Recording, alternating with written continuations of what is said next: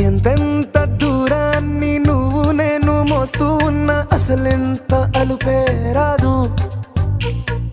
ఎన్నెన్ని తీరాలు నీకు నాకు మధ్యన ఉన్న కాస్తైనా అట్టే కాదు.